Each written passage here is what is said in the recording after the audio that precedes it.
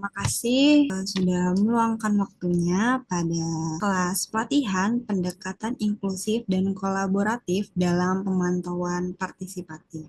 Sebelum itu, perkenalkan saya Fahira selaku moderator yang akan membantu teman-teman dan narasumber kita pada pagi ini. Baik, topik pelatihan pada pagi ini adalah penilaian pedesaan secara partisipatif yang akan dibawakan oleh dua narasumber yang mungkin teman-teman pernah bertemu atau tidak asing ya. Baik, makasih. Selamat pagi semua rekan-rekan. Kami dari WF ini dapat undangan dari rekan-rekan Lingkar Madani untuk berbagi pembelajaran. Jadi sebenarnya tidak, saya yakin bukan sesuatu yang baru gitu ya, karena prinsip-prinsip partisipatif itu kan memang sudah banyak didorongkan dalam upaya pendekatan perencanaan maupun kegiatan dalam pemantauan terutama yang diinisiasi oleh rekan-rekan organisasi non pemerintah gitu ya. Kayaknya kedengar nggak nih? Ada suara istri saya pulang dari pasar naik helikopter. Sorry, interupsi sedikit. Ya, jadi dalam kesempatan ini saya bersama Mas Erdi akan co-hosting gitu ya, berdua saling melengkapi untuk berbagi mengenai apa yang selama ini kami di WF sudah lakukan terkait dengan ini kami akan bagi dalam dua sesi hari ini dan besok. Hari ini kita ingin meng-highlight utamanya mengenai prinsip yang kami lakukan juga tidak hanya pada tapi juga untuk pendekatan dalam perencanaan di desa. Karena kalau teman-teman mengenal bahwa WF itu pada umumnya merupakan lembaga konservasi, tapi dalam 10 tahun belakangan ini kami juga vision, artinya perencanaan itu untuk konteks Indonesia ya, tidak bisa terlepas dari unit pemerintahan terkecil di Indonesia yaitu desa. Nah, oleh karena itu pendekatan partisipatif melalui dalam perencanaan pembangunan desa ini saya jadikan sebagai case untuk membedah apa itu yang pendekatan partisipatori ya. Oke, ya Mbak Fahira sempat melakukan assessment kemarin rekan-rekan Lingkar Pardani bahwa ternyata sebagian besar peserta sudah pernah sebenarnya melakukan partisipatif. Jadi oleh karena itu saya dengan Serdi akan lebih banyak sekarang melakukan upaya istilah. Saya akan share dulu apa yang kami kenali selama ini dan kami lakukan. Tapi pada kesempatan ini saya juga ingin mengundang nanti selanjutnya pada intinya sekarang ini dengan teknologi, dengan informasi yang bisa diakses melalui internet, orang bisa jadi guru, semua orang bisa jadi narasumber. Nah, oleh karena itu kami akan membagikan dulu terbuka buat siapapun yang ada di sini untuk berdaya mulai saja membagikan apa yang semoga ini cukup waktunya dalam 20 menit pertama saya sampaikan ini. Eh, Maupun nanti juga Mas Erdi atau Mbak Bahira mengingatkan kalau udah waktunya ulang ya. Bisa dilihat? Oke. Bisa dilihat. Kedua, suara saya bisa didengar baik. Bisa. Oke, makasih. Ya, jadi mengenai kajian penghidupan lestari ini adalah salah satu eh, tools atau pendekatan yang di apa namanya yang digunakan oleh WWF dan kami sudah mengembangkan semacam panduan ya untuk ini sebagai upaya untuk mendorong perencanaan pembangunan desa yang inklusif gitu ya. Intinya kami melihat bahwa unit pemerintahan kecil desa itu merupakan salah satu unit yang penting untuk diajak melakukan perencanaan pembangunan. Misalnya, walaupun kami misalnya bekerja di satu kawasan taman nasional, untuk konteks Indonesia tidak bisa lepas bahwa di dalam kawasan taman nasional itu ternyata juga ada desa, gitu ya. Jadi agak berbeda misalnya kalau kita bicara kawasan-kawasan taman nasional di Eropa atau di Amerika yang mungkin bisa jadi tidak ada penduduk di dalam kawasan itu. Berbeda dengan situasi di Indonesia. Nah, oleh karena itulah menyadari bahwa kalaupun kita melakukan upaya konservasi kawasan, tidak bisa lepas ada unit-unit kecil di dalam kawasan tersebut yang perlu diajak melakukan perencanaan pembangunan agar masyarakat di dalam kawasan-kawasan konservasi tersebut bisa menjadi bagian yang berkontribusi pada upaya-upaya konservasi kawasan tersebut. Itu latar belakangnya. Kenapa kemudian kajian penghidupan lestari ini kami kembangkan sebagai sebuah pendekatan yang bisa berkontribusi pada upaya konservasi. Oke, outline-nya kita akan mulai dari siapa sasarannya, kemudian alur prosesnya, kajian sebut penghidupan dan kajian penghidupan lestari. Jadi ada dua gitu ya. Pertama tentunya kita tahu seringkali ketika kita punya proyek gitu ya baru di dalam satu kawasan, kita lupa gitu bahwa tidak semua staf lembaga itu siap gitu kan dalam melakukan pendekatan partisipatif ini. Nah, oleh karena itu staf lembaga ini menjadi target bahwa perlu mereka meningkatkan kemampuan sehingga ketika melakukan pendampingan itu dilakukan dengan tepat. Kemudian juga punya keterampilan, kemampuan dalam melakukan analisa, memberikan penilaian dan rekomendasi berdasarkan data yang telah dikumpulkan dalam kajian ini. Sehingga kemudian bila gitu kan, bila kita tahu bahwa ada siklus kayak musrembang desa gitu ya. Nah, bila ada undangan atau pelibatan, staf tersebut mampu berkontribusi atau mendukung dalam penyusunan kerangka strategi pembangunan desa. Walaupun ini opsional ya dalam artian kalau memang kita diajak atau diundang di dalam melakukan perencanaan atau penyusunan.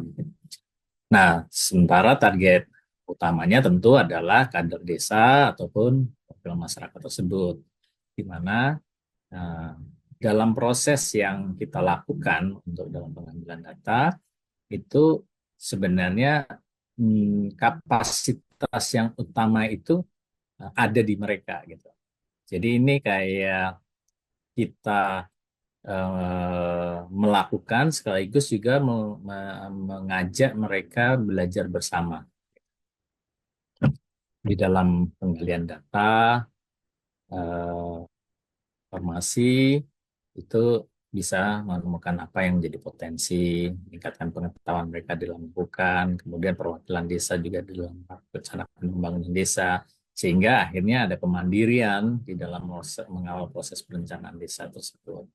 Outputnya tentu ada rencana pembangunan desa jangka panjang, rencana jangka menengah, maupun rencana jangka pendek atau tahunan ya di desa tersebut. Oke.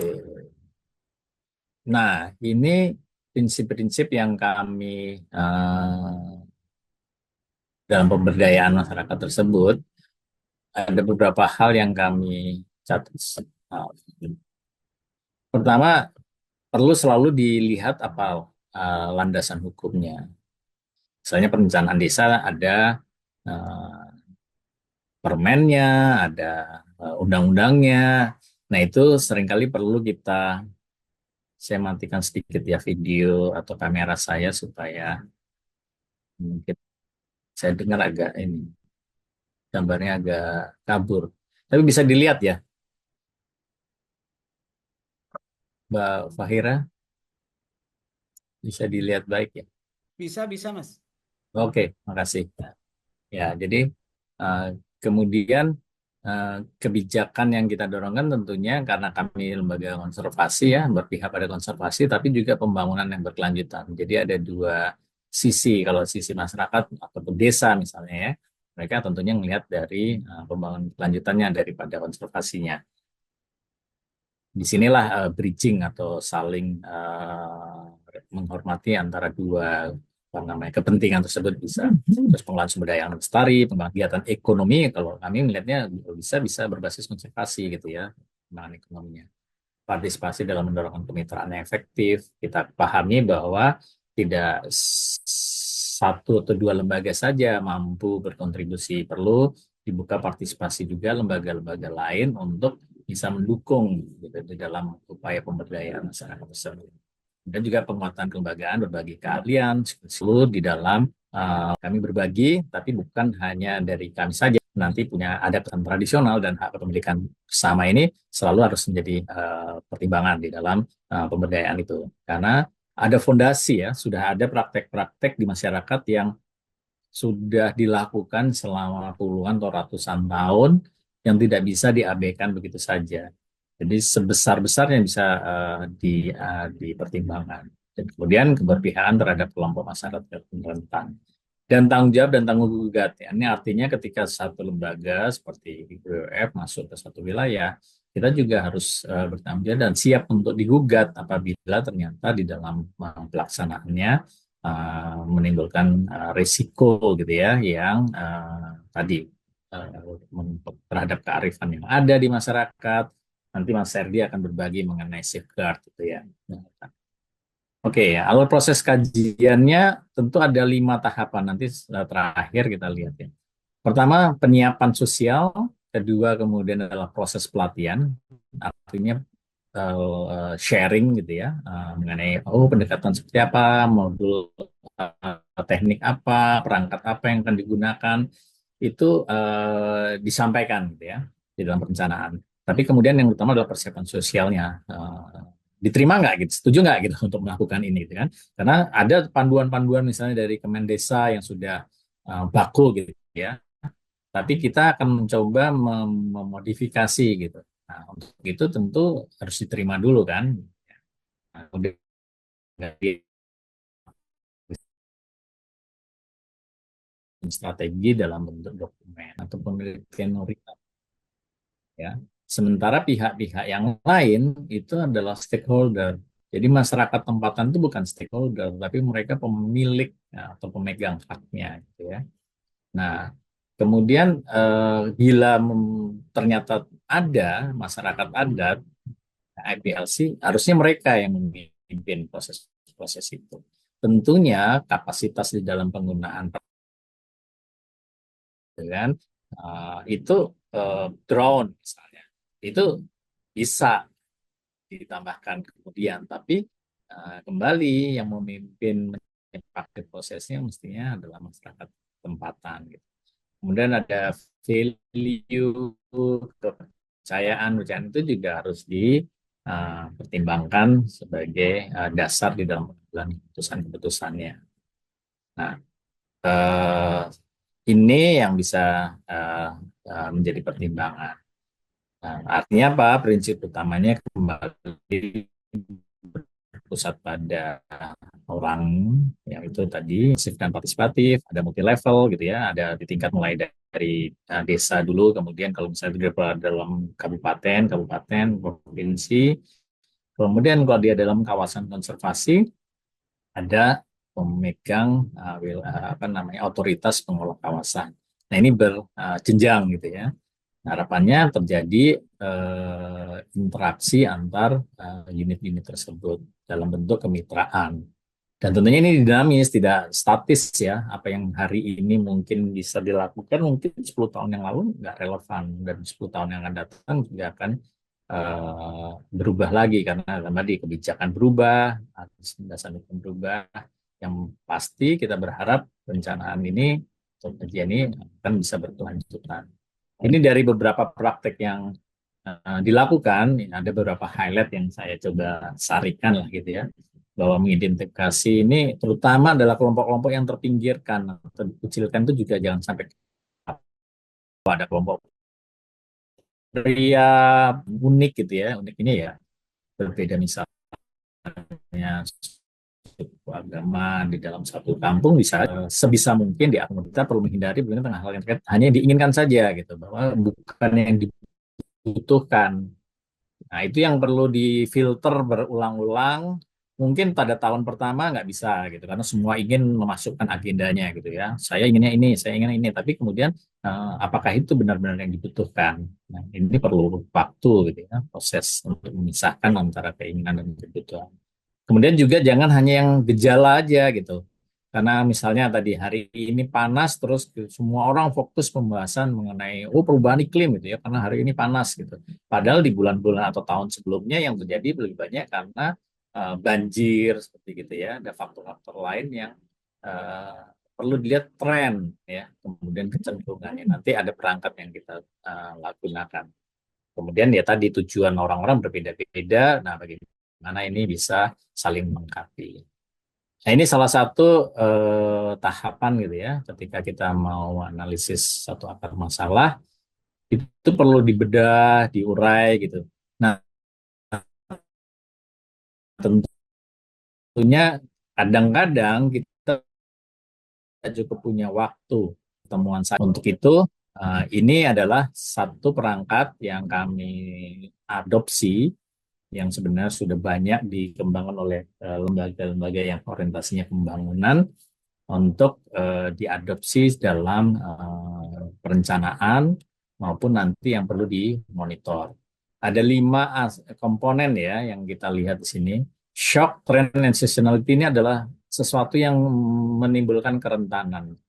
Nah, misalnya kami atau pemerintah datang dengan gagasan kawasan industri atau walaupun ada yang alami ya, misalnya tiba-tiba banjir atau kekeringan seperti ya, itu sebagai satu yang mengancam di masyarakat. Tapi ada juga eh, yang kita lihat perencanaan pembangunan yang dilakukan oleh pusat yang tidak terkomunikasikan di setempat. Ini juga bisa kita sebut sebagai shock. Nah, syukur-syukur kalau kita bisa memindahkan perencanaan yang tadi tiba-tiba top down itu pada proses yang di tengah ini, yang ini nih ya. Jadi yang tadinya perencanaan top down yang ada yang mendesak atau tiba-tiba tersebut, kita dorong upayanya bergeser menjadi sebuah proses, gitu kan. Nah, bagaimana seperti itu bisa dilakukan adalah kalau masyarakat tempatan mempunyai kapasitas kemampuan di dalam bernegosiasi gitu ya, berkomunikasi, menyampaikan rencana pembangunan mereka sendiri atau rencana mereka sendiri. Nah, seringkali kita tidak menyiapkan gitu ya, sehingga dalam kasus misalnya di kawasan konservasi nasional, masyarakat hanya dianggap sebagai objek yang menerima, gitu kan. Nah, bagaimana mereka menjadi subjek yang ikut menentukan dalam perencanaan? Nah, itu adalah kita menggeser mereka bahwa perencanaan yang dilakukan oleh pengelola kawasan itu harusnya juga mempertimbangkan penghidupan yang ada di desa-desa dalam kawasan tersebut. Nah, inilah pentingnya kita dalam proses penguatan masyarakat atau pemberdayaan tadi melihat ini tadi at the end atau di akhirnya kemudian outcome harapannya ada peningkatan pendapatan, kesejahteraan, terus tadi vulnerability, sesuatu yang mendadak ataupun ancaman-ancaman perubahan iklim itu bisa bisa diantisipasi. Nah, tentu juga bagaimana kemudian upaya konservasi itu justru bisa meningkatkan food security, meningkatkan ketahanan pangan mereka gitu. Harusnya tidak menjadi ancaman kawasan konservasi, tapi bisa menjadi penjamin dari keberadaan sumber pendapatan mereka ketika mereka kelompok nelayan misalnya hanya besar gitu karena adanya uh, perencanaan wilayah yang terintegrasi dari desa sampai di kabupaten maupun di dalam kawasan di tingkat tapak. Ada sustainable use. Jadi ini yang kita bilang bahwa aset atau modal kehidupan, bahwa alam ini menjadi bagian dari aset mereka juga gitu. Kemudian sumber daya manusia, keuangan, relasi sosial atau peran sosial dan infrastruktur itu adalah aset yang harusnya bisa dirancang gitu ya, saling menguatkan. Apa yang disebut sebagai modal finansial gitu itu adalah ada penghasilan mereka, tabungan, utang piutang, sumber daya manusia tentunya adalah keterampilan, kemampuan bekerja, kesehatan. Nah, ini hal-hal yang kadang-kadang kalau untuk project base yang 2 tahun, 3 tahun, nggak sempat ini ngerjain ini. Nah, tapi ini bisa dilakukan oleh masyarakat sendiri kalau mereka menyadari gitu. Bagaimana kita meletakkan fondasi ini di mereka sehingga walaupun proyek kita cuma 2 tahun 3 tahun, ini menjadi bagian yang akan tadi dinamis dan berkelanjutan dilakukan oleh masyarakat sendiri. Syukur-syukur ada lembaga-lembaga lain yang juga bisa diajak di dalam mengolah aset penghidupan ini. Misalnya kalau WWF hanya bekerja di sektor kelautan atau perikanan gitu, bagaimana sektor pertanian, bagaimana sektor pariwisata yang ada di situ, bagaimana sektor pendidikan yang ada di situ. Nah, ini yang perlu di dalam pengkajian kembali lagi siapa saja yang perlu digali informasinya tadi sudah diberikan contoh, ada tokoh kunci biasanya selalu kan, tokoh masyarakat, tokoh agama, tokoh muda gitu. Tapi penting juga bahwa kelompok perempuan dan anak-anak ataupun kelompok yang penyandang disabilitas, angin barat, angin tenggara, terus perikanan ini puncaknya di bulan berapa gitu kan. Misalnya kalau tuna di bulan-bulan 1 sampai di bulan 4 gitu kan. Nah, tapi kalau misalnya teripang itu di bulan 3 sampai di bulan 5. Rapu dia hanya ada 1 bulan di bulan 3 saja, selebihnya hampir nggak ada. Nah, ini akan melihat gitu kemudian kecenderungan masyarakat penghidupannya di bulan-bulan apa nih nanti akan terjadi paceklik gitu kan. Kalau yang basisnya di darat misalnya di pertanian bisa juga. Kesehatan tadi misalnya, kapan sih bulan-bulan batuk, pilek, diare, malaria gitu ya. Itu juga perlu dipetakan. Pesta adat, kawin gitu. Untuk melihat ketika kita mau bikin event gitu ya. Pertimbangan juga nih, oh jangan sampai bertepatan dengan event-event yang secara tradisi. Nah, ini kalender musim dalam 1 tahun. Tapi kita juga perlu melihat dalam tren antar tahun, begitu kan? Bagaimana situasinya? Apakah terjadi perubahan di tahun-tahun 90-an sampai di 2000-an misalnya gitu. Ini mengenai kalau dulu misalnya kacang hijau banyak nih, tapi makin ke belakang kok makin berkurang ya gitu. Nah, apa yang meningkat misalnya? Oh, mente di awalnya nggak dikenali, tapi sekarang menjadi berkembang. Oh, berarti ada tren berubah nih. Di awal-awalnya kacang hijau yang menjadi banyak pilihan, belakangan mete, jagung brida itu menjadi pilihan, gitu kan? Air bersih gitu, pernah terjadi kelangkaan, tapi terjadi perbaikan. Gitu. Nah, ini untuk yang di pesisir misalnya ya, trennya juga begitu ngelihat, oh pohon bakau ini kayaknya makin lama makin berkurang, tapi kemudian bisa dipulihkan kembali di 2010. Apalagi nih, oh teripang, dulu 90-an banyak, makin lama makin berkurang ini. Rumput laut, budidaya gitu ya. Oh itu baru 2005 muncul gitu kan. Kemudian 2010 meningkat, tiba-tiba drop di 2016. Apa yang terjadi gitu? Kenapa terjadi drop seperti ini gitu kan? Nah ini menjadi bahan-bahan diskusi di dalam perencanaan pembangunan desa. Apa antisipasinya kemudian? Nah seringkali iya nih dulu banyak, sekarang besar-besar, sekarang kecil-kecil, dulunya itu pecah gitu. Kemudian tergantung sampai berapa tahun ingatan masyarakat. Syukur-syukur bisa antar tahun gitu ya. Ini tadi juga tren untuk perikanan, gitu kan? Nah, dengan basis 5 tahunan seperti apa terjadi? Juga misalnya di wilayah pesisir di setiap lokasi ya dipecah misalnya ya satu desa atau satu kawasan itu di beberapa desa mungkin kita bisa saling melihat gitu kan apa aja isu-isunya kalau tadi ini sampai bisa detail mungkin ada yang nggak bisa detail ya poin-poin apa yang menjadi pertimbangan atau isu yang paling menarik gitu ya nggak harus langsung masuk ke detailnya bisa juga apa yang diingat saja dulu. Nah, kemudian kelembagaan ini penting di dalam satu kampung ada banyak organisasi-organisasi. Ada juga pengaruh-pengaruh yang intervensinya kuat misalnya ya. Gereja gitu ya, masjid dibandingkan dengan partai gitu ya, partai yang 5 tahun sekali selalu mencari perhatian gitu ya. Nah, atau lembaga-lembaga yang sangat luar gitu kayak WF ini baru belakangan ini datang, jadi nggak signifikan sebenarnya melakukan intervensi. Ini juga menjadi refleksi kami. Kalau kita mau melakukan atau kita punya risiko sebenarnya nggak ada pengaruh sangat signifikan, maka kita harus melewati pemerintah desa dulu gitu kan untuk bisa mendapatkan buy-in. Nah, ini yang perlu dipetakan. Nah, pengetahuan ini atau pendekatan ini itu yang juga kita ajak masyarakat desa yang lihat kalau Anda ingin mengembangkan pembangunan desa apakah cukup hanya infrastruktur atau sumber daya manusia yang ada di desa. Jangan-jangan perlu mengembangkan lembaga lain yang di luar desa, ya, ataupun bahkan di provinsi, kabupaten. Nah, kemudian pemetaan, lagi-lagi ketika kita membangun, penting kita tahu di area mana akan diintervensi. Seringkali kita memperdebatkan sesuatu yang sebenarnya tidak relevan. Misalnya gini, kita bilang, oh kita nggak boleh nangkep di sini karena ini nanti akan dilindungi gitu ya. Sudah memperdebatkan selama 2-3 jam, tahu-tahu ternyata lokasi yang dimaksud itu adalah lokasi yang sangat berbeda. Misalnya kalau di dalam konteks ini ya, ada masyarakat kampung di bagian utara ini, misalnya ya. Nah, kita bikin pertemuan ini, ada fotonya di sini pertemuan.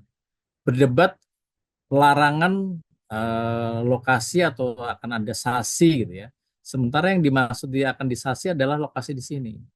Tapi karena tidak menggunakan peta, tidak melihat sepeta sebaran pemukiman, tidak melihat pola pemanfaatannya di mana, itu menjadi debat panjang yang sebenarnya nggak relevan karena sebenarnya bukan lokasi yang menjadi pemanfaatan mereka. Gitu. Nah, inilah pentingnya menggunakan peta sebagai tools atau perangkat untuk dalam perencanaan. Peta itu bisa dimulai dari yang ini, yang sketsa. Kemudian dengan teknologi, dengan bantuan teman-teman NGO bisa dipercantik ya, kemudian menjadi overlay dengan citra satelit, gitu. Sehingga seperti ini ya kondisinya kalau dilihat dari satelit gitu ya. Tapi pengambilan datanya nggak harus langsung. Ini bisa aja menggunakan coret-coretan. Nah, yang paling terakhir penting peta itu jangan disimpan kemudian digulung kalau sudah ada gitu ya. Dipajang dong gitu. Kenapa? Karena ini akan menjadi alat dialog di tingkat kampung gitu kan. Karena mereka akan lihat sehari kalau bisa dipasang di kantor kepala desa atau di pasar gitu ya. Nah, karena apa? Ini akan menjadi bagian dari dialog sehari-hari masyarakat. Mungkin tahun ini perencanaan kok ternyata pembangunan ini ada di bagian utara kampung terus ya. Gitu. Nah, kapan ya gilirannya di bagian timur atau selatan? Gitu. Nah, inilah bagian dari penggunaan peta ya. Terakhir, kembali bahwa peta yang dihasilkan tentunya harus punya tujuan. Ini kami tunjukkan salah satu pernyataan. Di dalam peta perlu dituliskan bahwa peta ini milik siapa, gitu. Sehingga dan digunakan untuk apa. Sehingga ketika nanti peta ini tahu-tahu ada di luar dan digunakan oleh pihak-pihak yang tidak punya hak menggunakan peta ini, nah bisa dituntut balik. Tadi tanggung gugat tadi. Oh, kok tiba-tiba WWF gunakan ini untuk peta perencanaan kawasan gitu ya. Makanya perlu ada pernyataan bersama. Apa ketika peta ini dibuat? Ya, oke. Kayaknya saya sudah habis waktunya nih. Nah, saya tambahkan aja sedikit, aktivitas harian ini lebih kemudian sebagai alat bantu bagaimana tadi kelompok masyarakat rentan, misalnya anak-anak, bapak ibu, itu melihat bahwa kalau kita mau bikin event, itu sebenarnya jam-jam berapa sih yang paling pas gitu ya. Nah, kalau bikin pertemuan, karena kita bisa melihat sebenarnya aktivitas harian dari masyarakat itu seperti apa sih. Nah, ini saya summary-kan, artinya tahapan di dalam mendorong melakukan kajian sampai kemudian menghasilkan sebuah rekomendasi pembangunan wilayah itu ada 5 yang kita mulai penyiapan dulu, yaitu bagaimana kita sebagai lembaga bisa diterima dan diberikan mandat untuk mengawal proses ini. Tahap kedua adalah bagaimana pendekatan partisipatif itu disepakati. Apa saja sih, bisa dalam bentuk lokakarya, siapa melakukan apa, seperti tadi pemetaan, siapa yang harus turun ke lapangan, terus apa, misalnya kita mengenalkan ada penggunaan citra satelit. Nah, itu juga adalah tahap-tahapan yang bisa dilalui melalui pembangunan aman. Akhirnya kemudian pelatihan, tapi pelatihan ini learning by doing ya, kalau kami sarankan, karena kadang-kadang habis waktu di pelatihan pelaksanaannya nggak sempat gitu. Jadi bagusnya pelatihan langsung dikomunikasikan dengan pelaksanaannya. Nanti diimprove lagi, ada midtermnya misalnya di review lagi. Nah, terakhir ya tadi menganalisa hasil-hasil yang kita peroleh dari pengambilan data, dari monitoring itu harus digunakan untuk menganalisa. Siapa yang menganalisa? Ya bukan NGO saja, bukan akademisi, tapi masyarakat juga diajak untuk membaca hasil data tersebut supaya mereka menganalisis. Dan terakhir, bagaimana ini menjadi sebuah dokumen. Ini kita contohkan dari mulai turun, menuliskan, menggambarkan, sampai kemudian menjadi satu dokumen. Oke, terima kasih. Ada pertanyaan dulu atau nanti Serdi bisa menambahkan terutama mengenai safeguard ya. Silakan Mbak Fahira, saya kembali. Oke, terima kasih Mas Herdi. Teman-teman silakan, apakah ada yang ingin bertanya? Boleh langsung open mic ya teman-teman. Atau mungkin raise hand, atau jika masih malu-malu boleh mengajukan pertanyaan di kolom chat box. Silakan teman-teman, adakah yang ingin bertanya? Oke, terima kasih atas waktunya Mbak Fahira. Oke, Silakan. selamat siang Pak Wayan. Perkenalkan saya Iwan dari Karsa Institut, jabatan Karsanusa. Karsanusa itu kami sebut soal isu-isu soal pesisir, yaitu ditangani oleh saya. Dan Yes, saya siap. berteman dengan David. Oh Dari beliau gitu. informasi ini. Siap. Jadi ya, saya hanya mengamini apa yang dikatakan oleh Pak Wayan, bahwa pembangunan itu bagaimana bisa berkelanjutan. Memang kita butuh kolaborasi. Kami kemarin ada kegiatan perikanan tangkap di sana. Memang status kawasan yang kami tempati itu adalah Taman Nasional. Memang berbeda dengan wilayah KP3K, ya. Lebih berat memang di Balai Taman. Contoh kasus kami waktu itu, kami sudah menetapkan di desa area rehabilitasi karang. Setelah dikonsultasi di Taman Nasional ternyata itu tidak boleh. Tapi sementara di dalam aturan wilayah itu adalah APL. Nah, jadi ya karena ada kolaborasi, ada komunikasi, tabayun, nah itu sehingga bisa berjalan dengan baik. Itu kan teknik sebenarnya kita di lapangan sebagai apa namanya pendamping begitu. Nah, dari itu semua kami hasil akhirnya kami coba buat apa namanya forum komunikasi yang kami sebut Pokja Balai Taman Nasional. Jadi itu lebih di level atas, di tingkat kabupaten. Jadi pesertanya itu semua UPD, lembaga-lembaga NGO-NGO lokal di sana, termasuk semua pegiat-pegiat, karena Togian adalah wilayah wisata, berbasis wisata di Taman Nasional. Jadi itu dilibatkan semua para pihak, multi pihak. Di level desa itu ada kelompok, ada BNF kami di sana.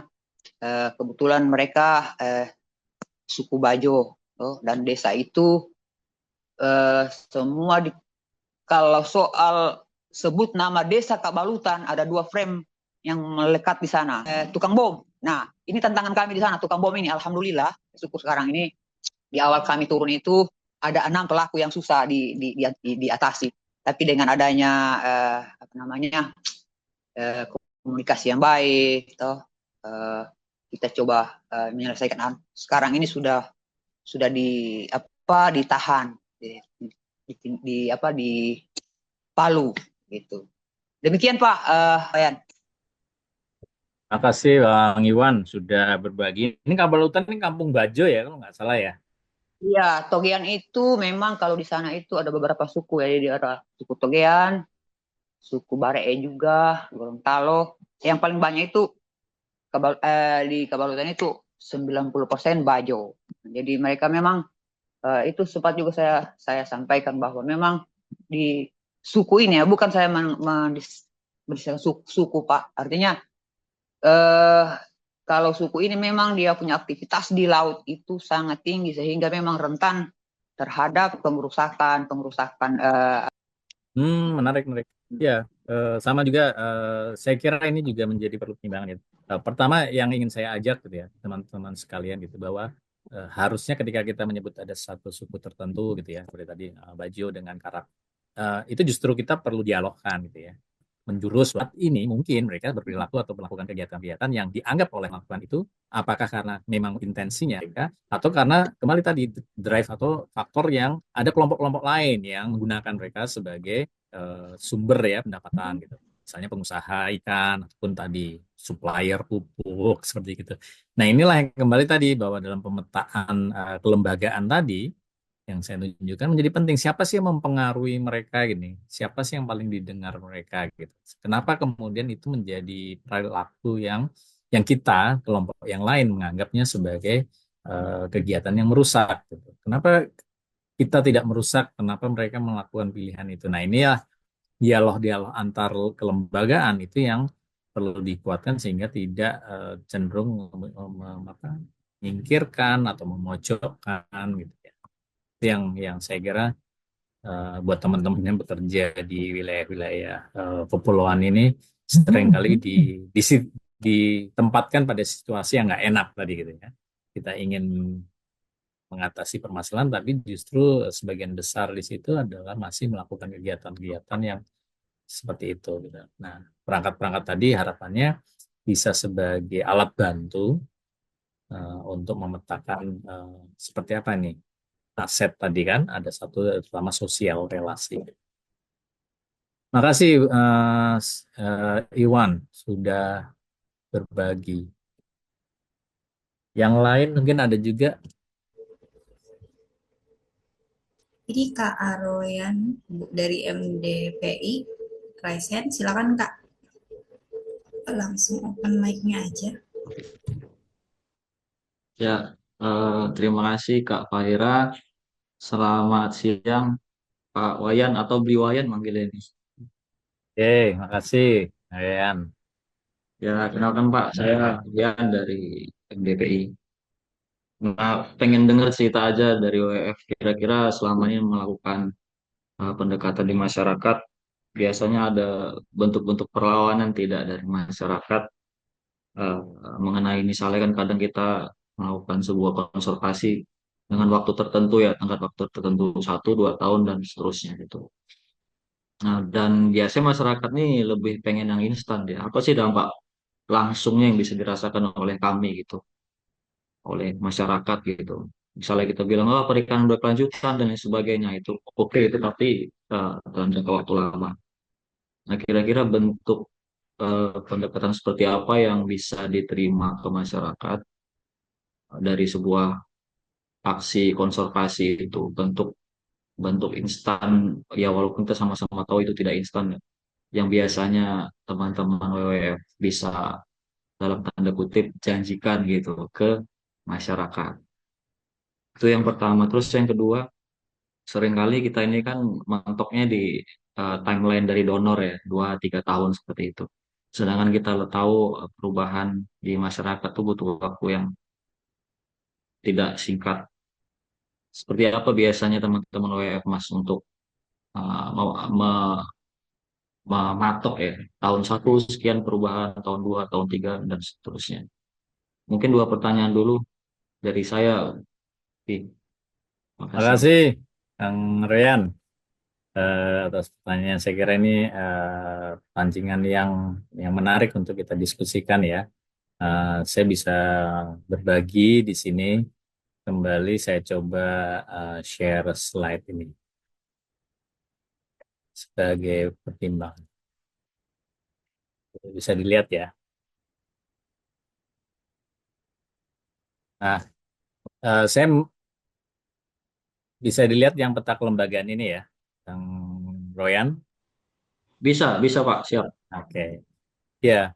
Jadi sebenarnya kalau membahas tadi mengenai apa namanya pertanyaannya, seringkali sebagai konservasi itu sebenarnya pengaruhnya sangat lemah karena dia kalau saya tunjukkan di sini WWF misalnya. Dia itu berada paling luar, paling lemah untuk mempengaruhi karena banyak kelembagaan-lembagaan yang sudah eksis di satu wilayah itu puluhan tahun, gitu, bahkan ratusan tahun, gitu kan. Kalau disandingkan seperti ini kayak sama dengan partai lah, gitu, yang kadang datang cuma 5 tahun sekali, gitu kan, cari suara, setelah itu ya nggak inget lagi sudah. Tapi ada kelembagaan-kelembagaan yang sudah eksis di wilayah tersebut selama puluhan dan ratusan tahun. Nah, sehingga kembali tadi, belajar dari pengalaman yang sudah berjalan, maka WWF juga mulai harus melihat kalau kita cuma punya waktu 2 tahun, nggak mungkin kita bisa langsung menghimpun, misalnya kalau waktu saya bekerja di Taman Nasional Wakatobi ada hampir 100.000 jiwa, 64 kampung. Stafnya cuma ada 3, proyeknya 4 tahun. Bisa nggak menjangkau 64 kampung dan 100.000 penduduk gitu kan? Sudah pasti nggak mungkin. Maka apa yang harus siapa yang harus didekati lebih awal? Nah, inilah pentingnya menggunakan peta kelembagaan. Nah, sambil kita juga melakukan untuk kepentingan organisasi, kita ajak juga masyarakat menggunakan perangkat yang sama. Kalau Anda mau bangun desa, dana desa jumlahnya cuma sekian, keinginan atau tadi kebutuhannya sangat banyak, maka lembaga-lembaga mana yang harus dilibatkan gitu. Supaya juga apa namanya kontekstual. Janji-janji tadi ya bilang. Wah, kita ini mau kembangkan rumput laut, kita perlu bibit, kita perlu tali, perlu gini. WWF bisa kasih apa gitu. Nah, kita juga harus lihat bahwa kami ini bekerja cuma 4 tahun, staf kami sekian, program kami seperti ini. Nah, ini yang kita sebut partisipatif juga adalah keterbukaan kita gitu ya. Kalau memang dari awal itu bukan menjadi core kompetensi ataupun program organisasi, maka kita juga harus terbuka sehingga kita bisa melihat ini kalau dari peta kelembagaan ini siapa sebenarnya yang lebih tepat misalnya. Oke, ternyata kalau urusan bibit, tali untuk budidaya atau bantuan perahu, mesin itu bukan organisasi seperti WWF atau mungkin MDPI, tapi ada lembaga-lembaga lain yang mungkin lebih sesuai. Katakanlah misalnya perusahaan yang memang ingin mendapatkan ikan dengan kualitas yang lebih baik di apa namanya, dari perkampungan di sekitar situ, kawasan situ. Nah, ini yang mungkin diletakkan di dalam peta kelembagaan. Di mana posisi mereka saat ini? Nah, misalnya di luar gitu ya. Tapi kita bisa mendorong mereka masuk lebih ke dalam, ke tengah, supaya apa? Supaya menjadi bagian di dalam proses pengambilan keputusan, gitu kan? Bagaimana mengundang mereka? Ya ini tadi masyarakat sesuaikan dengan perencanaan tadi. Oh, kita ingin meningkatkan usaha perikanan. Selama ini keterbatasan kami pada infrastruktur atau sarana es. Nah, siapa yang harus diundang masuk?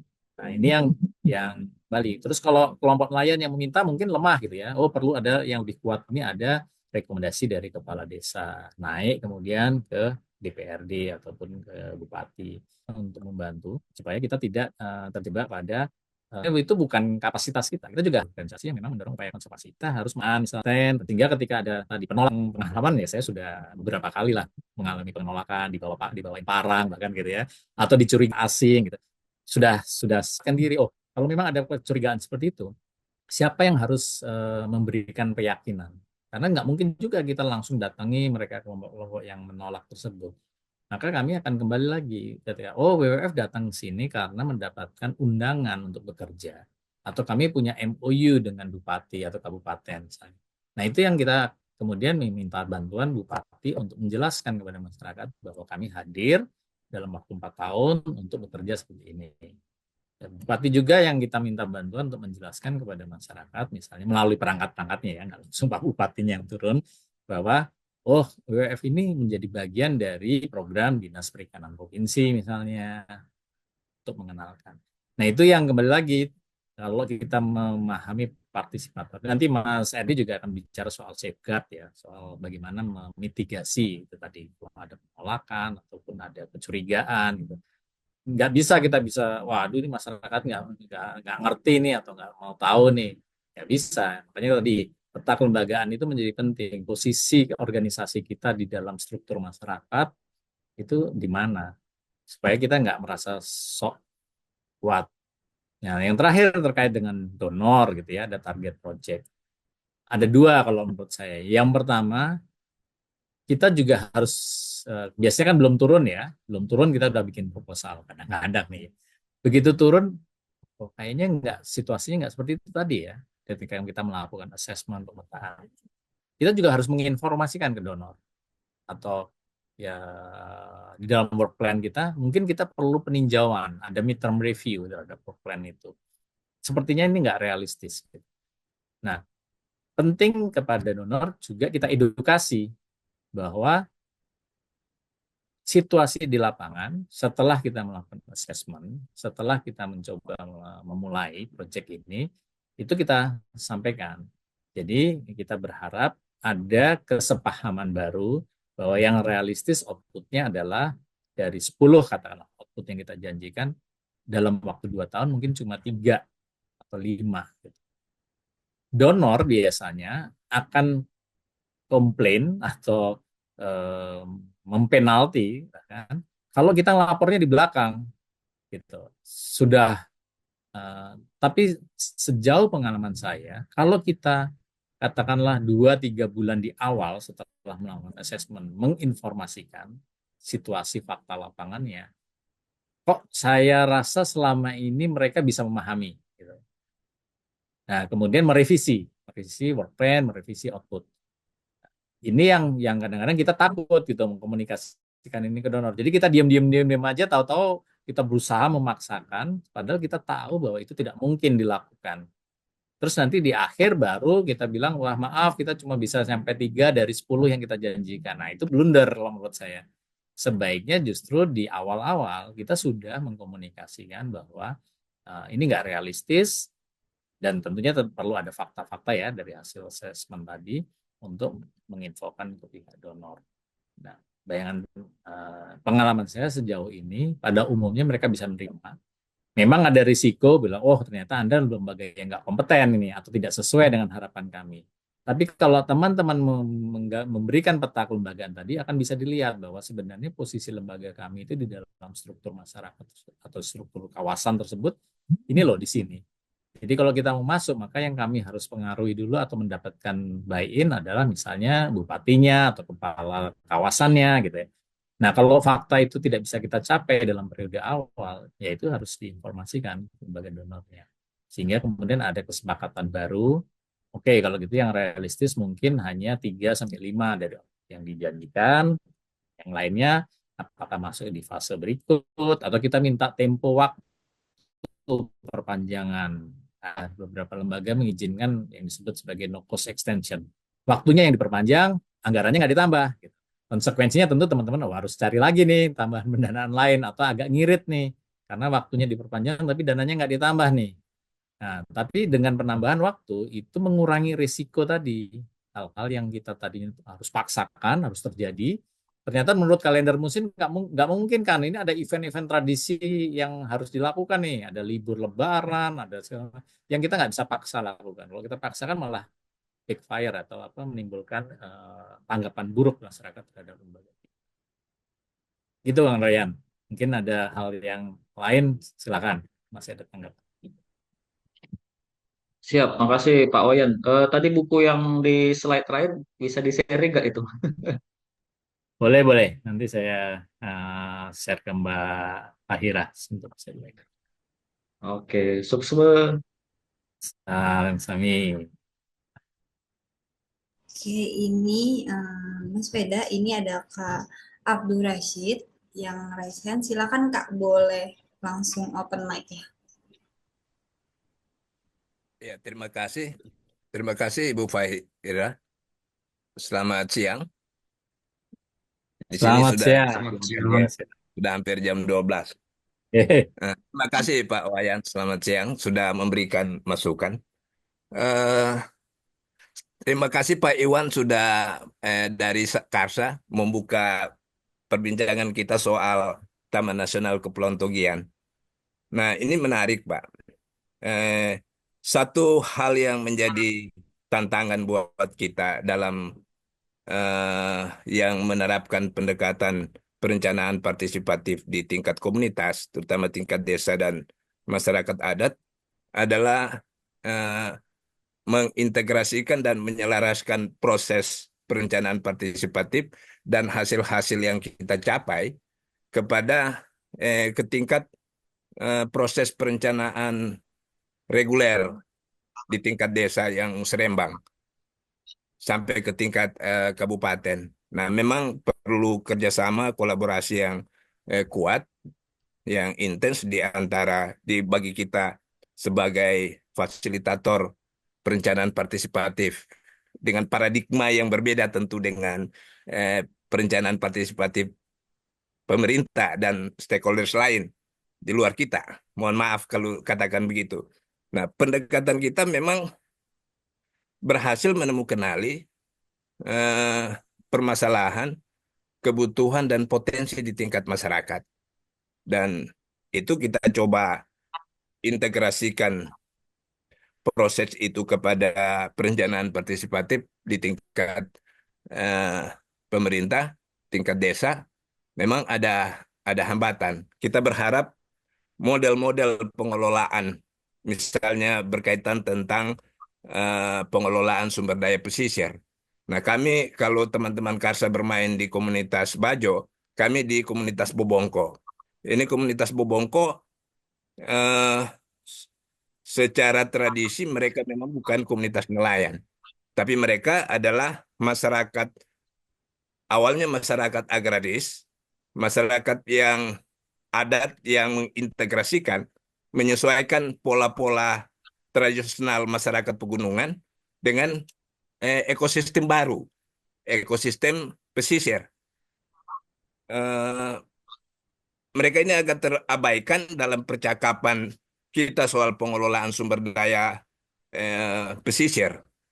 Karena komunitas ini kecil, hanya sekitar 1.500 sampai 2.000 eh, pemilik atau pemangku masyarakat adat ini. Mereka punya konsep perlindungan ekosistem hutan bakau yang dikenal dengan wakatan. Nah, dahulu dan sekarang sudah memang banyak yang tidak lagi diterapkan. Seperti misalnya eh, kapan hutan bakau itu boleh dimanfaatkan. Itu ada satu tokoh adat yang punya kewenangan yang disebut dengan talenga. Begitu juga terhadap hutan sagu. Ada tokoh adat yang menentukan kapan boleh itu dimanfaatkan. Terus mereka punya konsep-konsep perlindungan kawasan hutan bakau. Tapi memang kalau terumbu karang tidak, itu lebih ke komunitas Bajo. Karena komunitas Bobongko ini tradisi mereka tinggal di kawasan yang hutan bakau dengan tegakan yang tebal. Nah, ketika pola-pola pengelolaan ini kita coba dorong menjadi pola-pola perlindungan yang juga bisa diadaptasi oleh Taman Nasional dalam pola zonasi, misalnya model-model pola-pola tradisional ini bisa diterapkan juga, bisa didampingi, bisa diperkuat oleh baik pemangku kawasan terutama Taman Nasional, juga demikian pemerintah daerah, supaya program-program sektoral itu juga tidak mengabaikan konsep-konsep tradisional ini di dalam pengelolaan kawasan pesisir di sekitar hutan bakau. Nah, saya kira yang sulit itu adalah model-model ini ketika kita masukkan di dalam eh, perencanaan tingkat desa, misalnya di RPJM Des, eh, kita terhambat oleh birokrasi mulai dari tingkat pendamping, tingkat PND yang tidak appreciate dengan hal ini. Itu kira-kira problem-problem ini apa bisa kiat-kiat yang meskipun kami sudah mencoba meyakinkan dengan berbagai diseminasi, dialog-dialog secara personal dengan pemangku-pemangku kebijakan formal di desa dan tingkat kabupaten, tapi ini belum di, diselaraskan atau belum direspon dengan menjadi bagian dari pengarustamaan perencanaan di tingkat desa. Karena baik dari sisi proses, pendekatan, dan eh, metode yang digunakan, yang perencanaan dusun itu tidak dilakukan di tingkat desa. Ya. Belum lagi kalau kita bicara tentang perencanaan-perencanaan kelompok khusus, katakanlah komunitas nelayan, komunitas perempuan, kalangan mungkin yang anak muda, komunitas-komunitas adat, pemangku-pemangku adat, itu tidak dilihat sebagai bagian penting di dalam proses penggalian masalah dan penggalian kebutuhan untuk nanti masuk di dalam kerangka perencanaan desa. Nah, harapan kami proses-proses itu bisa diadaptasi oleh pemerintah desa, tentu dalam hal ini pendamping desa yang harus berperan mendampingi proses, memastikan bahwa seluruh pihak di desa itu tergali permasalahan dan kebutuhannya untuk dimasukkan di dalam perencanaan desa. Saya kira mungkin buat kami butuh mungkin masukan pengalaman dari tempat lain, kiat-kiat yang bisa kita adaptasi untuk kami di Tojo Una-Una, terutama untuk masyarakat di Kepulauan Togian. Terima kasih Pak Wayan. Terima kasih Pak Abdul Rashid. Mohon maaf kalau boleh saya minta izin bertanya dulu. Kalau di Tojo Una-Una Togian ini, Pak Abdul Rashid dari lembaga apa Pak? Mohon maaf. Yayasan Bina Ekowisata dan Sumber Daya Masyarakat, singkat BESMA. Maaf. Ada anggota Bapak ataupun Bapak sendiri memang tinggal di kampung masyarakat Babongko tadi atau ada jarak Bapak dengan masyarakat Babongko tadi? Ada CO Hmm. di sana, tapi karena eh, program kami tidak tidak intens dari aspek dukung pembiayaan, maka eh, tapi updating informasi tentang perkembangan dinamika di masyarakat, teman-teman yang dulunya pernah bekerja sama menjadi community organizer terus memberikan informasi perkembangan komunikasi terus berlanjut. Ada Pak Ya, di terima beberapa kasih. desa. Iya. Oke. Ya, jadi ini juga bagian dari diskusi kan. Kalau tadi perangkat ya, Iya. makanya di awal sasaran tadi yang saya sampaikan gitu ya. Kalau kalau boleh saya review sedikit ya materi presentasi. Ini saya share screen. Nah, kenapa penting dua hal ini kita identifikasi dan lakukan paralel gitu ya.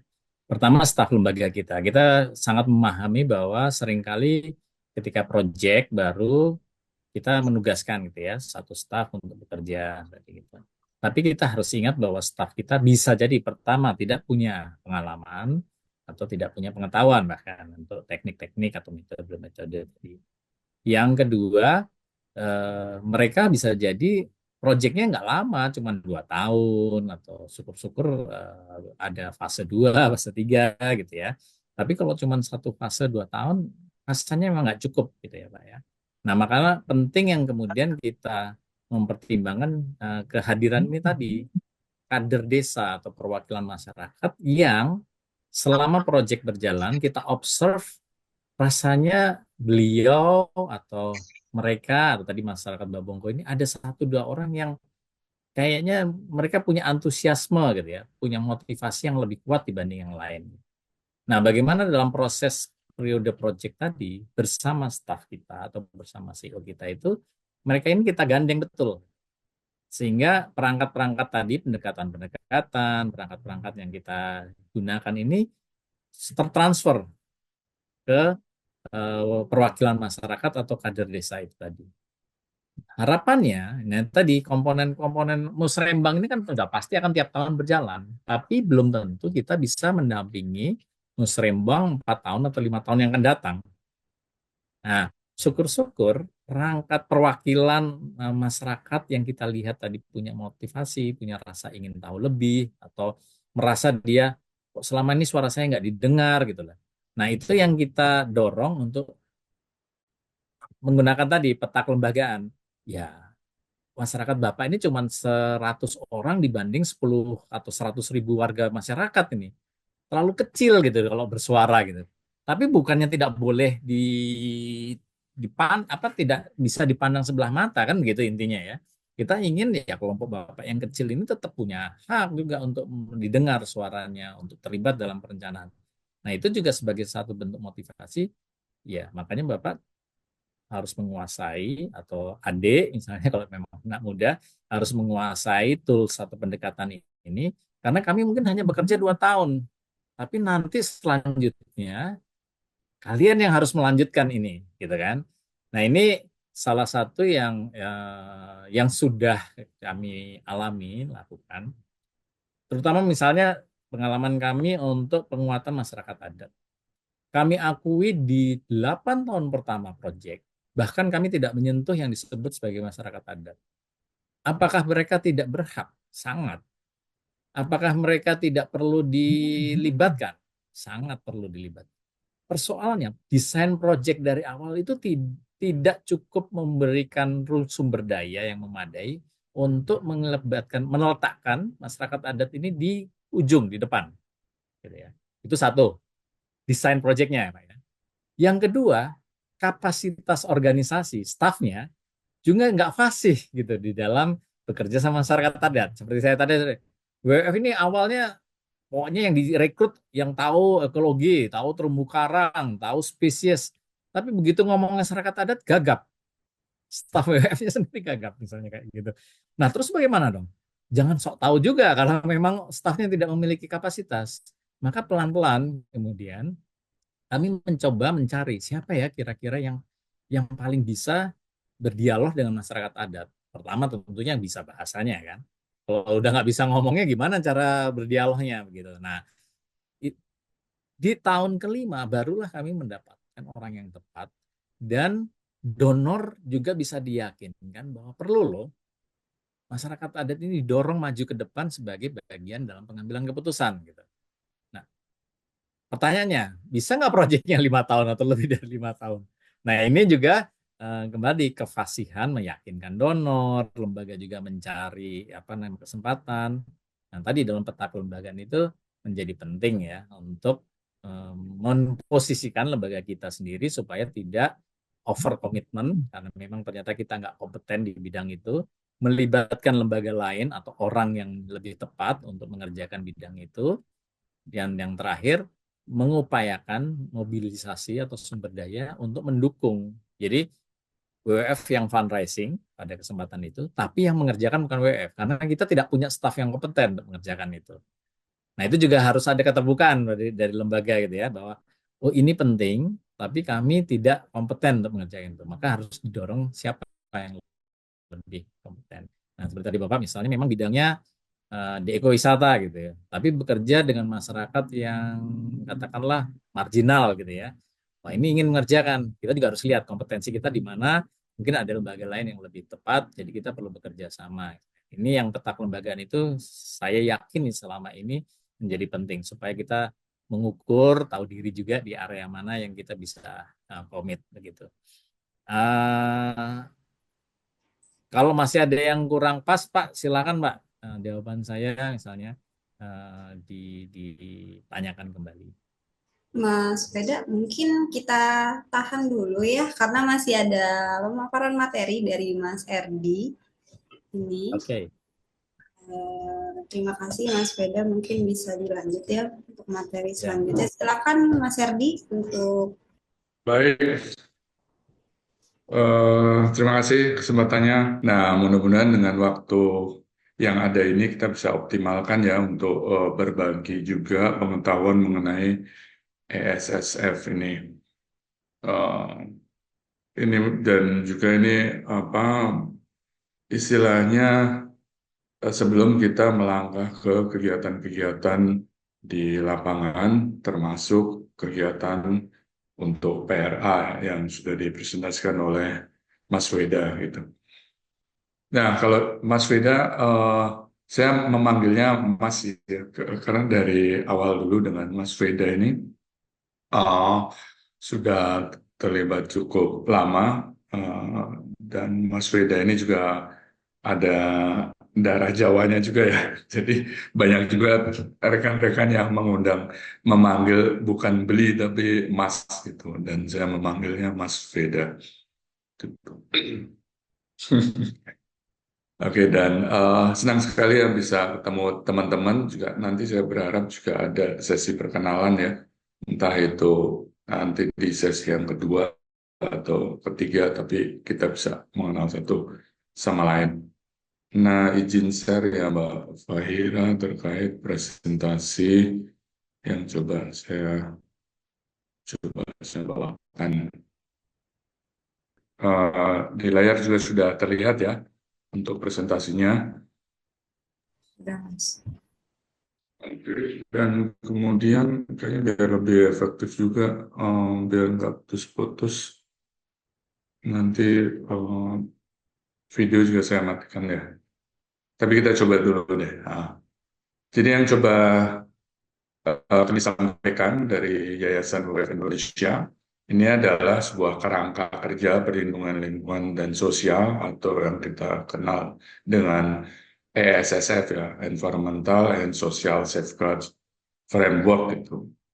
Nah, biasanya kita sebagai pihak luar yang akan coba masuk ke suatu daerah ya, ada hal yang perlu kita persiapkan gitu agar program itu bisa berjalan dengan baik. Juga ada hal yang sesuatu yang negatif itu bisa kita antisipasi gitu dengan baik.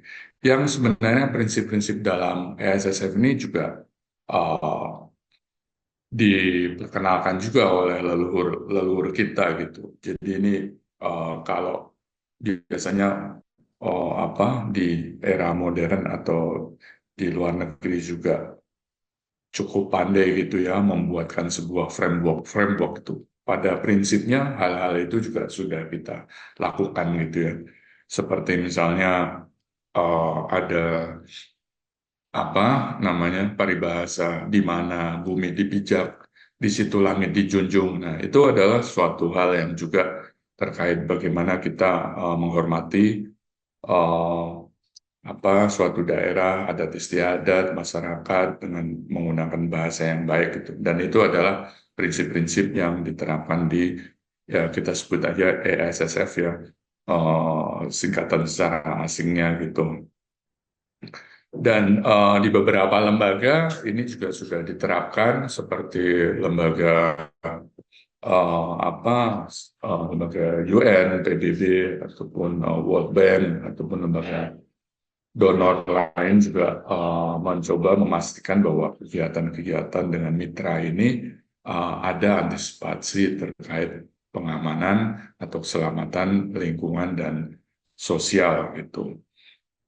Nah, kemudian juga ini juga sedikit banyak juga sudah disinggung ya oleh Mas Weda dan juga pertanyaan rekan-rekan terkait misalnya kalau ada kecurigaan masyarakat, ada penolakan, terus bagaimana kita memberikan penjelasan sebaik mungkin, dan itu juga bisa jadi penjelasan itu bukan dari sisi kita aja gitu, tapi juga dari masyarakat gitu. Nah, jadi ini sebuah perangkat pedoman lah atau prinsip gitu ya, yang pedoman ini untuk mendorong praktek berkelanjutan, keterlibatan pemangku kepentingan dan manfaat yang inklusif gitu. Nah, ini juga terkait bahwa di dalam masyarakat itu ada hal yang bisa jadi sebuah isu ya, ataupun permasalahan, ataupun fakta yang ada di lapangan gitu.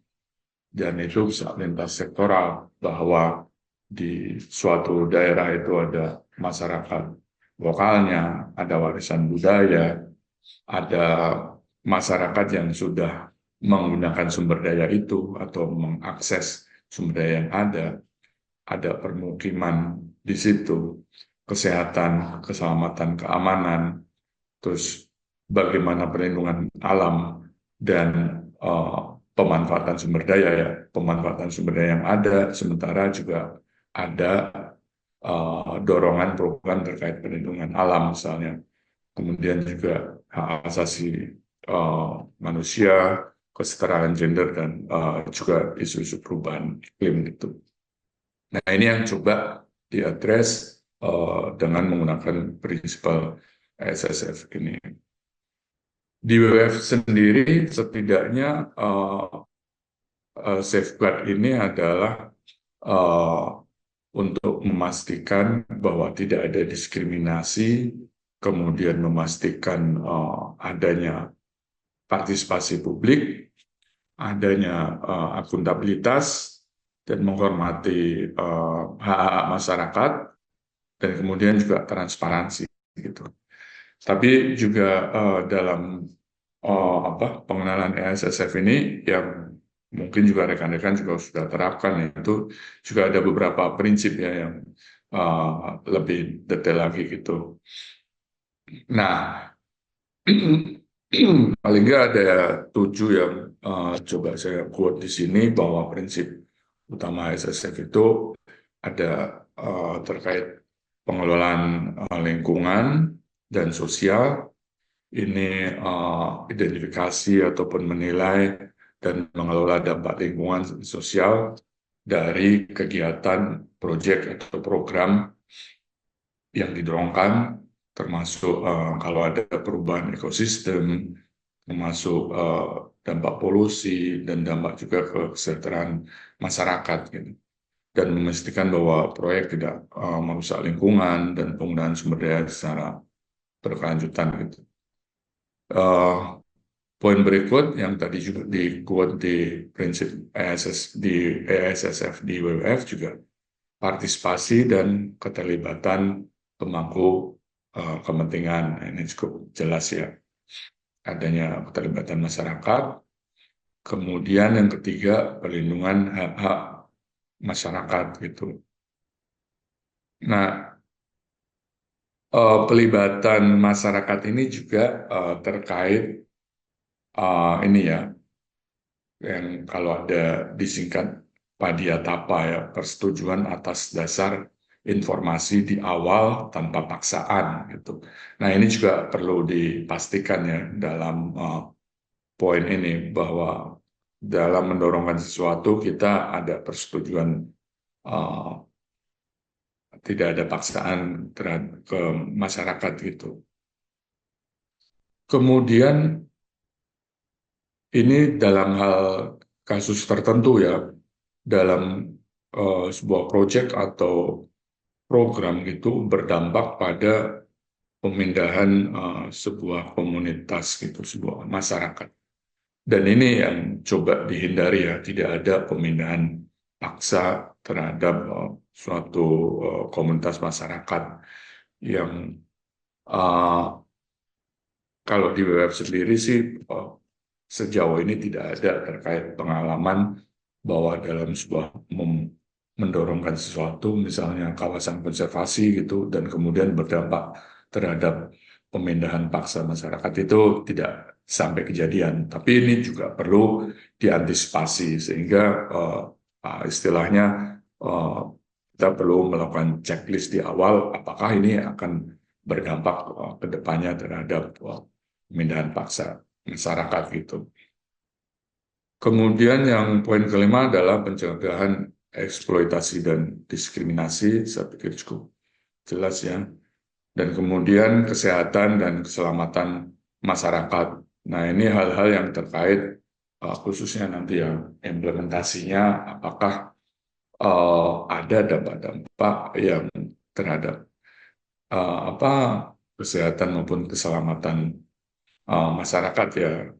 Misalnya hal-hal yang perlu diantisipasi kalau ada kegiatan, karena kita di WWF Marine and Fisheries Program itu ada hal-hal yang terkait kegiatan di pulau menggunakan speedboat segala, terus kemudian melakukan kegiatan pemantauan dengan snorkeling atau penyelaman. Nah, itu perlu disiapkan juga SOP-SOP terkait kegiatan itu, antisipasinya, emergency SOP-nya juga seperti apa gitu.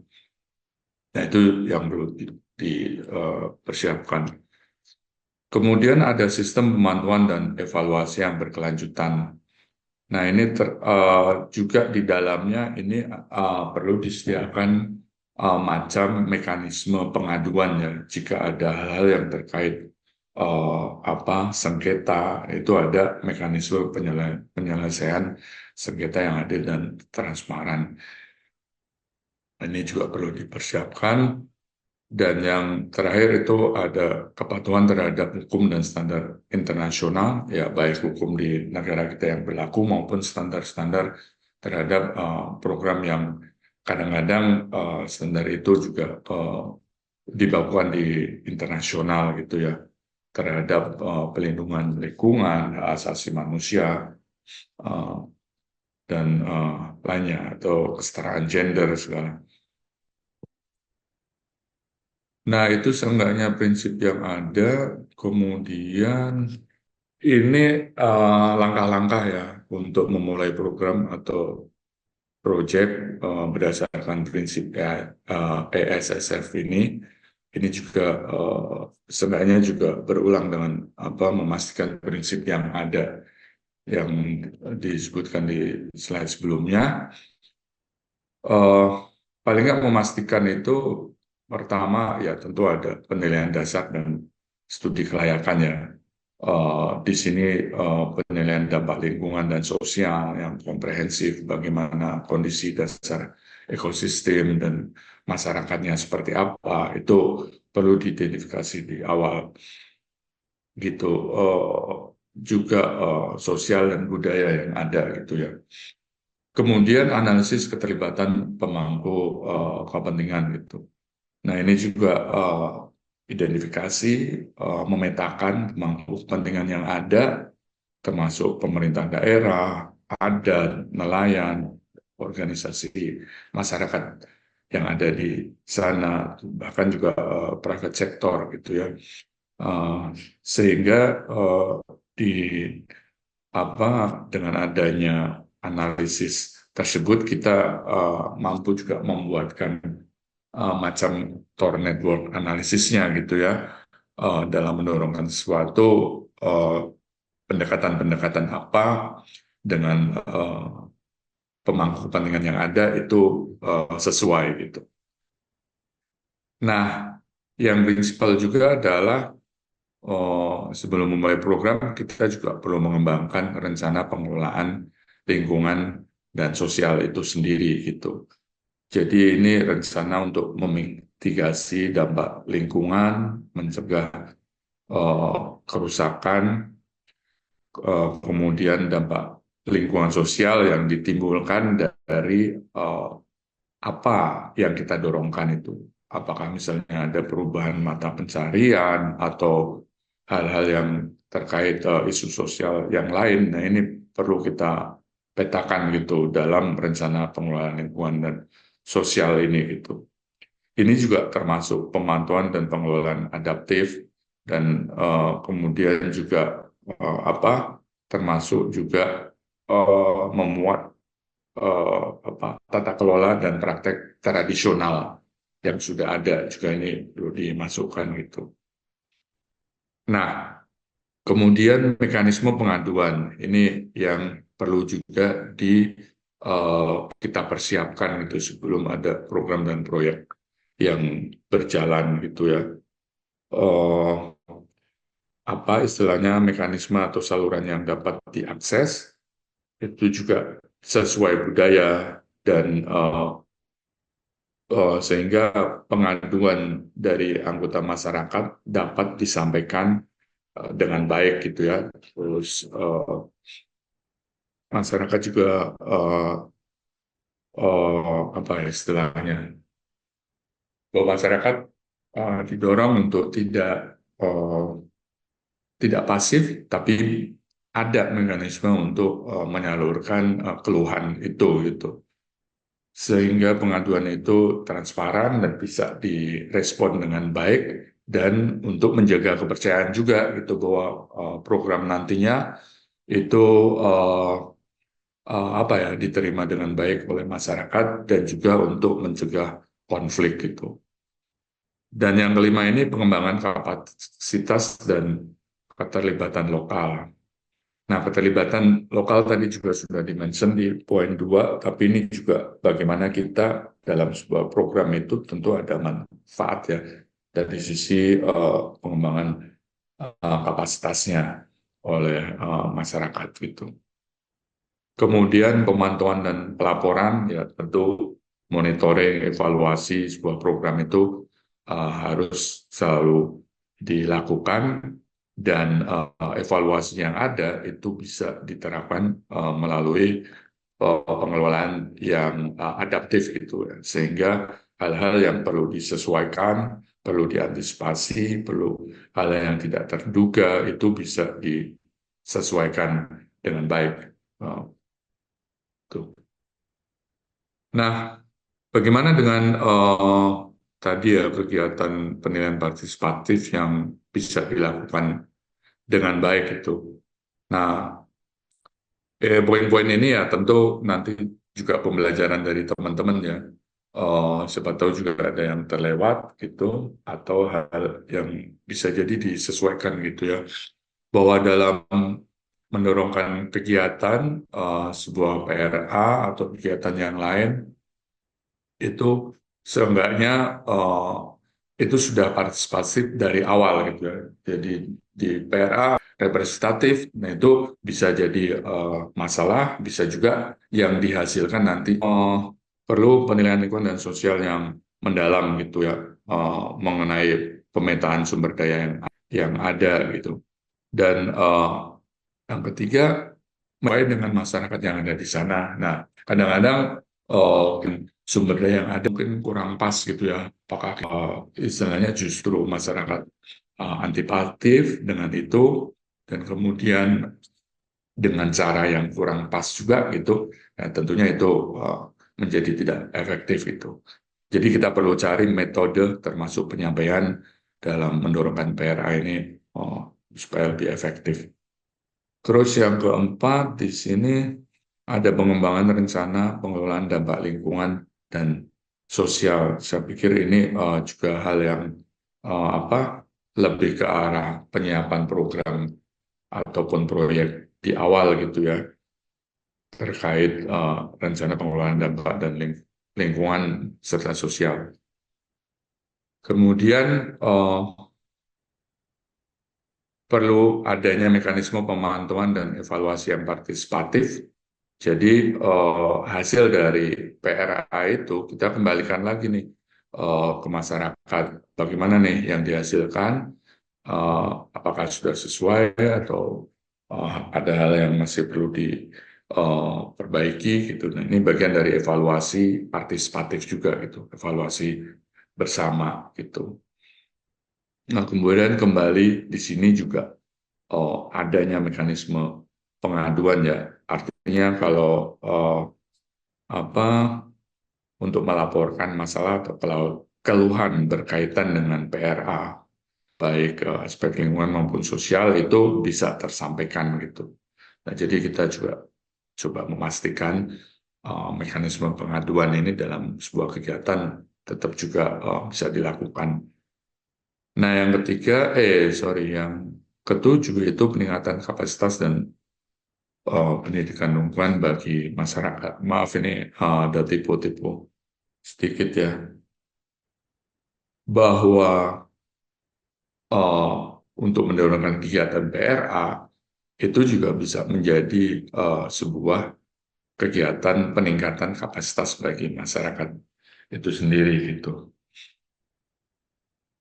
Nah, hal-hal yang perlu dihindari, ya ini bisa dari kontra dari yang disiapkan ya.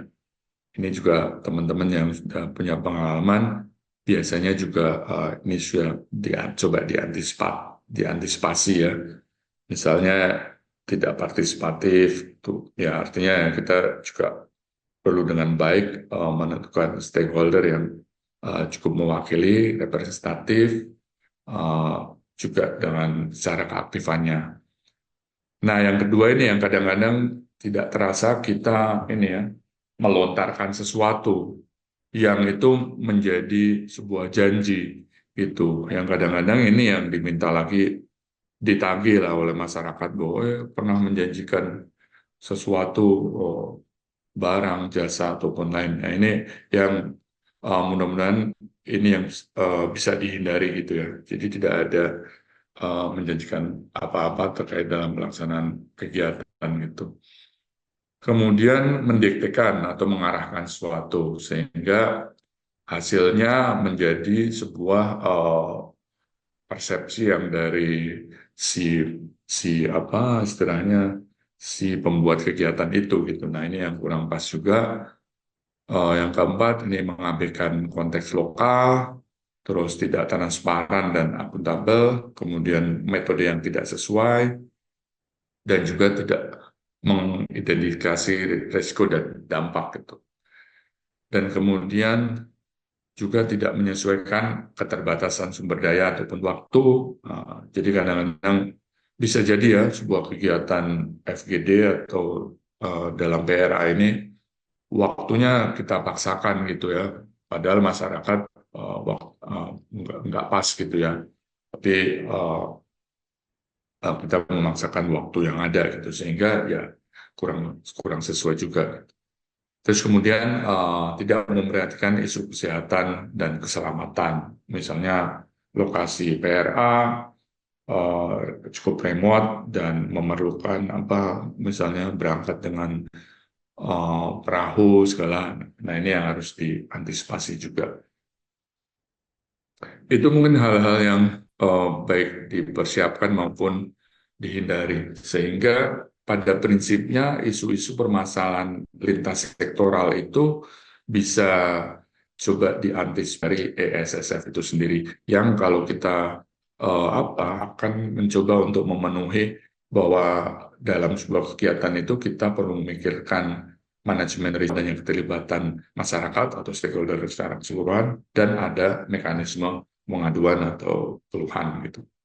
Jadi itu seenggaknya yang bisa kami bagikan dan teman-teman nanti yang sudah apa istilahnya sudah menyiapkan terkait ESSF atau mungkin istilahnya aja yang lain gitu ya.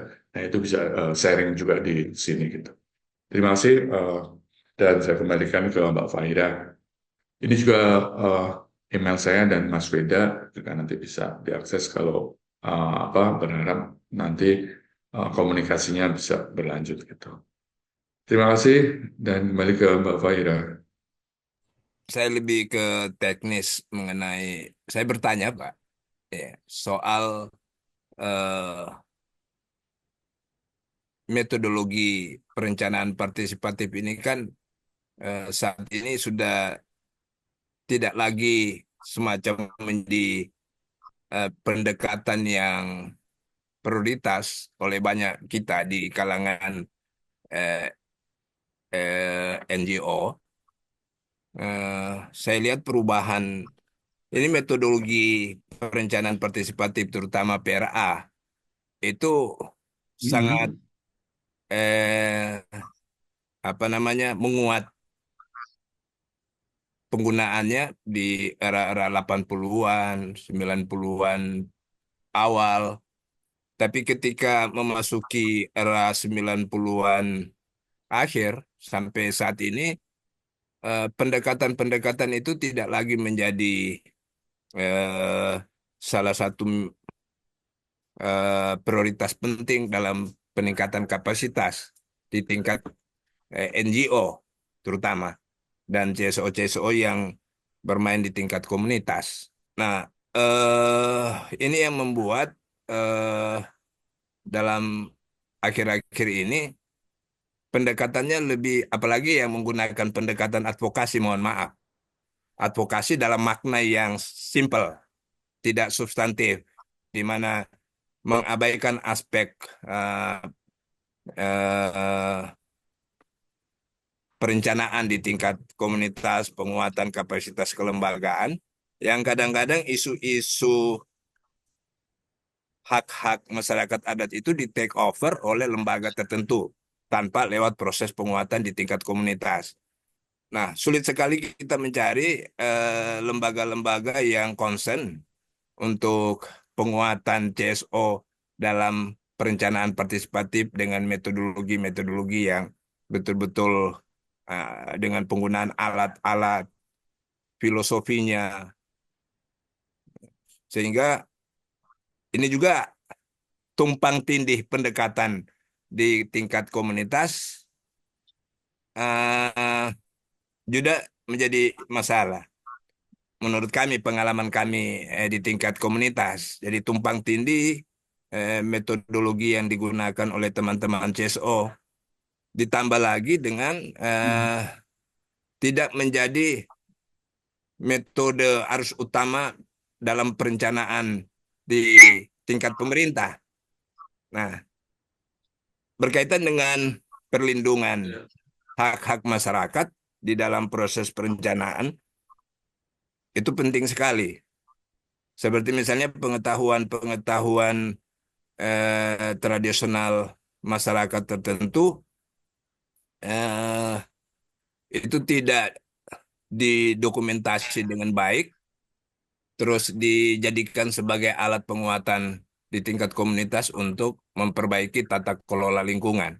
Nah, karena pendekatan-pendekatan yang sifatnya advokasi eh, eh, hanya pada level litigasi, mediasi, tapi tidak pada pemberdayaan di tingkat komunitas.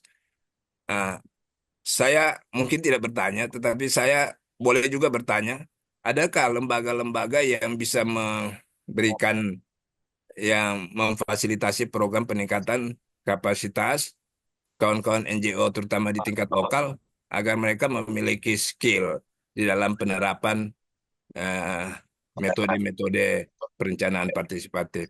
Barangkali itu masukan atau mungkin juga pertanyaan ke Pak Edi. Terima kasih Pak Edi. Baik, terima kasih Pak Abdul Rashid. Salam kenal Pak. Saya tinggal di Bali dan Pak Abdul Rashid ini posisinya di uh, Togian ya Pak? Tadi disebutkan. Iya, saya di ibu kota kabupaten, tapi wilayah di Ampana, ibu kota kabupaten Tojo Nauna, tapi wilayah area program kami di Kepulauan Togian. Nah, kami juga semua aktivisnya berasal dari sana, cuma kantornya di Ampana, gitu Pak. Ya Pak.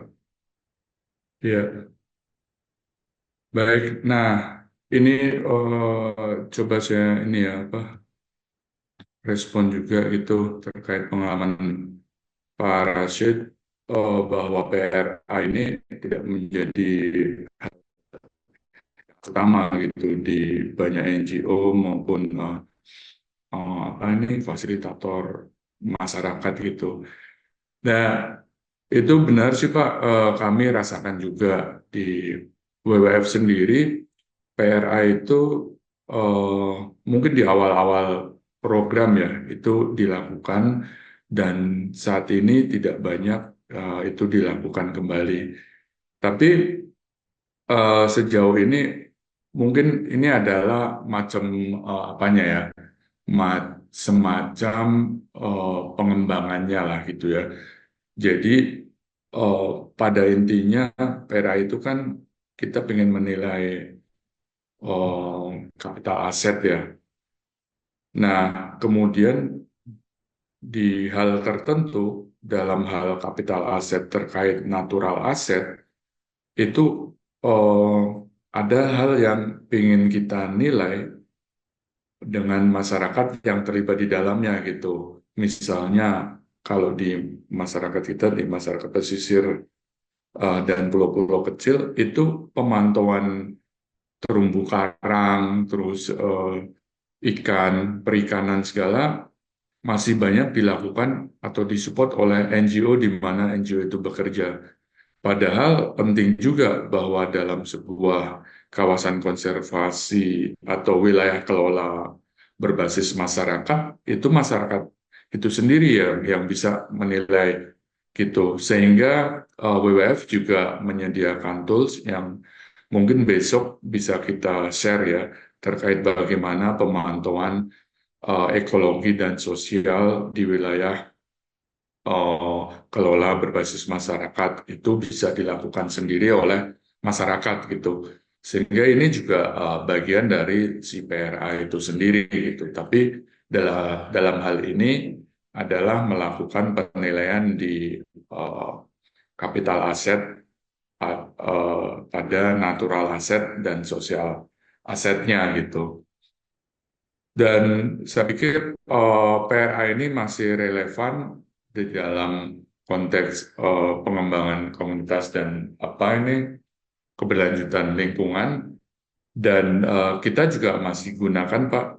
Sejauh ini kan ada juga eh, inisiatif baik global maupun saat ini pemerintah terkait OSM gitu ya, Other Effective Conservation Based Measure gitu, atau wilayah kelola yang ada di luar wilayah kawasan konservasi yang secara formal eh, pemerintah tetapkan gitu.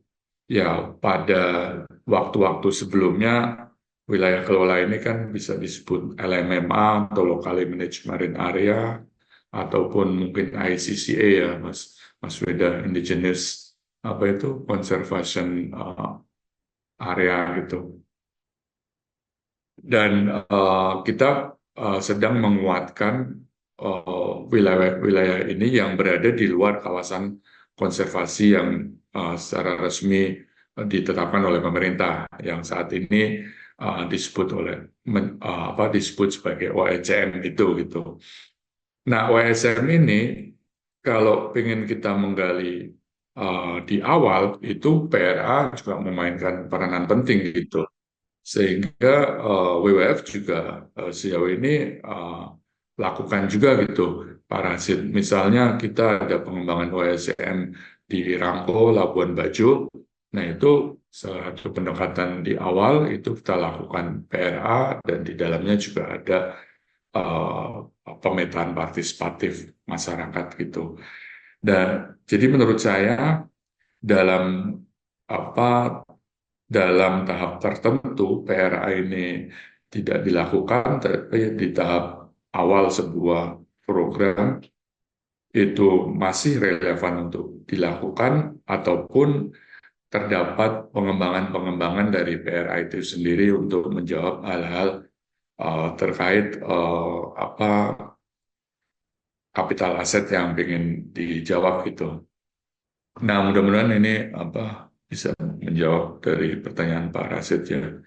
Dan Mas Weda kalau ada tambahan juga persilakan. Ya mungkin kalau sekarang waktunya agak terbatas ya, Pak Faira. Tapi kita mungkin bisa parking dulu. Nanti di pertemuan ketiga kali kita bisa explore lebih tajam, lebih dalam lagi gitu mungkin. Usul saja, Mas Erdi, Pak Faira. Mungkin sebelum Mas Weda. kita cukupi, aku izin minta teman-teman untuk menyalakan kameranya terlebih dahulu sebagai sesi dokumentasi kami. Silakan teman-teman boleh dibantu nyalakan kameranya. Ekisa, Kak Azari, Kak Arlian, boleh dibantu nyalakan kameranya, Kak. Kak Abdur, Kak Abdur udah nyalakan kamera. Oke, aku mulai ya. 1, 2, 3. Sekali lagi, gaya andalan teman-teman semua boleh. 1, 2, 3. Baik, terima kasih banyak. Mungkin ya sebelum saya tutup, ada closing statement, Mas. Silakan, Mas. Sebenarnya tidak ada sih, tapi hanya kita berharap dalam kita berprogram di masyarakat, dan itu juga sudah di quote ya oleh para leluhur kita bahwa di mana bumi itu dipijak, di situ langit ditunjuk. Dan itu adalah hal sebuah yang diterapkan di prinsip-prinsip ESSF itu gitu. Jadi mudah-mudahan dengan penerapan itu program yang kita dorongkan, proyek atau kegiatan secara khusus itu bisa dilakukan dengan baik dan mengurangi risiko-risiko yang ada baik lingkungan maupun masyarakat. Terima kasih banyak, Mas. Selanjutnya Mas Weda. Silakan, Mas. Closing statement-nya. Mungkin dengan closing dulu ya, kita masih punya sesi besok sama hari Senin. Jadi ini antara aja gitu bahwa moga-moga besok kita masih bisa berbagi lagi. Seperti tadi juga concern dari Pak Abdul Rashid, memang pendekatan partisipatif ini kadang-kadang belakangan terabaikan ya. Populer di tahun 80-an, belakangan agak murang, makanya terima kasih Lingkar Madani sudah memfasilitasi ini. Saya anggap ini sebagai refreshment gitu ya, penyegaran kembali supaya prinsip-prinsip ini, pendekatan-pendekatan ini bisa tetap relevan. Terima kasih. Baik, terima kasih banyak Mas Weda. Terima Nah, kasih. tadi Mas kontak ini Mas rekan-rekan yang masih melakukan pemetaan partisipatif ya, pertanyaan dari Iya. Pak Rashid, itu rekan-rekan di Jaringan kerja jaringan pemetaan Sweden. partisipatif. Ada jaringan kerja pemetaan partisipatif yang memiliki perwakilan di hampir di seluruh provinsi. Nanti bisa kita sambung besok lah, kalau memang diperlukan ataupun nanti dari ketiga. Mungkin besok di-share di kolom chat ya, nanti aku share kali ya Mas. Ingatkan lagi Mbak Saira ya. Oke, siap. Oke, mungkin kita cukupkan saja latihan hari ini ya Mas Ferdi dan Mas Veda. Terima kasih banyak Mas Ferdi dan Mas Veda atas pemaparan materinya pada pagi ini. Terima kasih banyak. Selamat menjalankan aktivitas semuanya. Sampai jumpa besok.